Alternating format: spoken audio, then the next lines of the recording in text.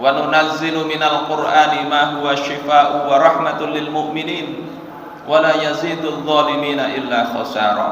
Dan telah kami turunkan di dalam Al-Qur'an itu ada sesuatu sebagai syifa, sebagai obat. Obat apa? Para ahli tafsir mengatakan yang pertama adalah obat bagi penyakit yang ada di dalam hati.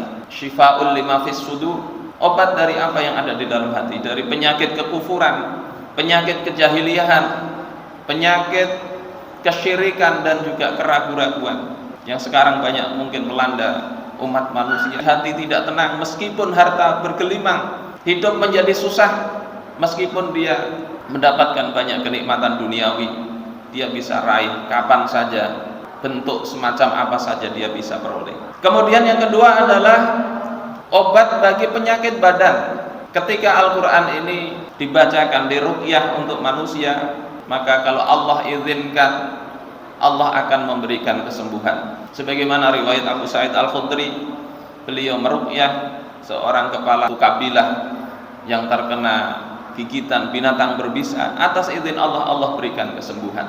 Dan juga ma'asyiral muslimin rahimakumullah, Al-Quran ini semestinya menjadi obat bagi penyakit yang ada di tengah-tengah masyarakat.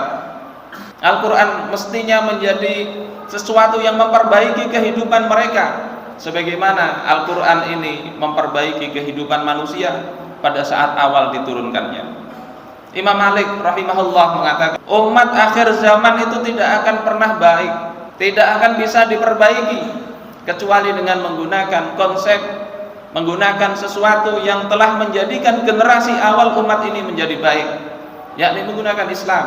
Ini tiga fungsi Al-Quran yang mestinya kita senantiasa upayakan, kita tadabburi, kita renungkan sejauh mana kebanggaan kita terhadap Al-Quran ini dan sejauh mana Al-Quran ini memberikan efek kepada kehidupan kita. Ma'asyiral muslimin, jamaah Jumat rahimakumullah, Allah kemudian menyatakan dalam ujung ayat ini, wala yazidul zalimina illa khasara. Setelah memberikan gambaran bahwasanya Al-Quran itu adalah syifa, obat, kemudian rahmah, kasih sayang, tetapi kemudian di ujung ayat ini Allah memberikan sesuatu yang sifatnya negatif kepada manusia, orang-orang yang zalim, bahwasanya Al-Quran ini tidak menambahi bagi orang-orang yang zalim kecuali kerugian. Para ahli tafsir umumnya mengatakan bahwasanya orang-orang yang mendengarkan Al-Quran, tahu isi Al-Quran itu, tetapi ketika mereka tidak mengimaninya, mereka tidak mau percaya, atau bahkan lebih parah lagi, mereka menghalang-halangi upaya untuk menerapkan Al-Quran itu, maka justru mereka berhak untuk mendapatkan ancaman siksaan dari Allah Subhanahu wa ta'ala. Inilah kerugian terbesar di dalam hidup ini. Allah Subhanahu wa ta'ala menegaskan bahwasanya Al-Quran memang betul-betul sebagai petunjuk. Bahkan andai kata gunung itu mereka diturunkan kepadanya Al-Quran, mereka pasti tidak akan berani untuk menentangnya. Lau anzalna hadzal Qur'an ala jabalin la ra'aitahu khashi'an mutasaddian min khasyatillah. Andai kami turunkan Al-Quran ini di atas gunung, kepada gunung, makhluk Allah yang kuat, perkasa, la ra'aitahu khashi'an mutasaddian, engkau sungguh wahai Muhammad akan melihatnya gunung itu tunduk, terpecah belah, min khasyatillah, karena takut kepada Allah Subhanahu wa ta'ala. Bayangkan manusia yang lemah ini, alangkah zalimnya jika kemudian berani kemudian menentang apa yang Allah turunkan. Tidakkah kita merenungnya? Tidakkah kita memikirkannya? Masyarul muslimin jamaah Jumat rahimakumullah, Rasulullah sallallahu alaihi wasallam dalam sebuah hadis juga mengatakan, yang ini diriwayatkan oleh Imam Ibnu Hibban, Al-Qur'anu syafi'un musaffa'. Al-Quran itu adalah syafi', pemberi syafaat bagi orang yang mengemban dan membacanya. Musyaffa' maknanya adalah makbulu syafa'atuh, diterima syafaat Al-Quran itu, kelak akan membela kita. Tapi Rasulullah juga mengatakan wa mahilun musaddaq. Al-Quran itu juga sebagai mahil, maknanya ada syahid, akan menjadi saksi bagi kita.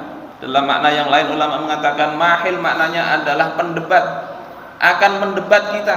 Andai semua manusia tidak mendebat kita, mereka membiarkan kita, maka Al-Quran di hari kiamat akan mendebat kita. musaddaq, dan dia akan dibenarkan oleh Allah Subhanahu wa taala.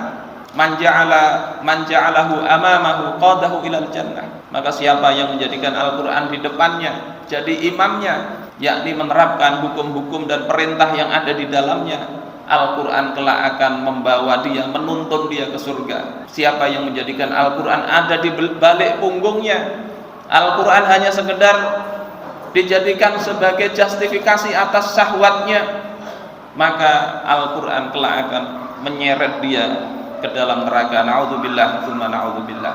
Masyarul muslimin rahimakumullah. Mudah-mudahan bulan Ramadan kita ini Allah hiasi lidah kita dengan membaca Al-Qur'an. Allah hiasi perilaku kita dengan berupaya mengamalkan Al-Qur'an, dan Allah hiasi pikiran dan benak kita sehingga kita bisa lebih banyak mentadabburinya, memikirkan bagaimana Al-Qur'an ini betul-betul bisa memperbaiki kehidupan kita dan juga memperbaiki kehidupan masyarakat. Mudah-mudahan Allah kabulkan keinginan kita semuanya, amin ya rabbal alamin.